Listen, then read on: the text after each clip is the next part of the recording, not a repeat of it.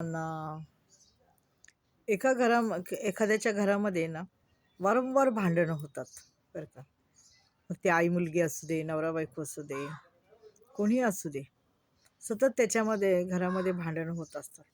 लोक म्हणतात का भांडणं होतात त्यांच्या घरामध्ये एवढे? पहिले तर आधी होत नव्हते भांडण.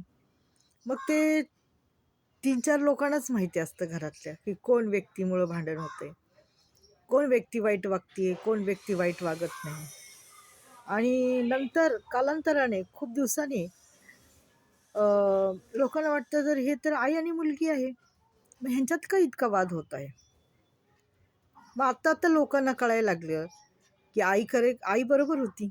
आईचं काही हेच नव्हतं आणि मुलगी ऐकत नव्हती आईचं. त्यामुळं भांडणं होत होती.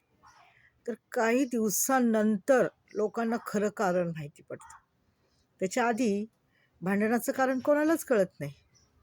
अरे सर्व व्यवस्थित आहे. काय कारणाला काय हेच नाही ना, भांडायला काही कारणच नाही. परंतु ती समोरची व्यक्ती काय करतीये, कशी वागतीये, तिचं वागणं बदललेलं आहे. तिचं वागणं चांगलं राहिलेलं नाही. त्यामुळं घरातली नवरा, आई हे ते सर्व तिला त्याच्यापासून परावृत्त करण्याचा प्रयत्न करत, की "बाई तू चांगली वाग, चांगली राहा." हो की नाही? पण ती ऐकत नाही आणि मग ते भांडण काय होतं, नाती तोडून टाकतं. कारण का? जर समोरची व्यक्ती सुधारणा करायलाच तयार नाहीये. मग आत्ता सर्वांना माहिती होत राहतं. नंतर माहिती होतं कालांतराने. खूप दिवस लागतात त्याला, वर्षानुवर्ष लागतात. म्हणजे भयंकर जास्त दिवस लागतात. त्याच्यानंतर माहीत पडतं, अरे ही व्यक्ती चुकीची आहे आणि ही व्यक्ती चुकीची वागत असल्यामुळे घरात भांडणं होत होती. पण समजतं एवढं मात्र खरं आणि सांगावंच लागतं लोकांना.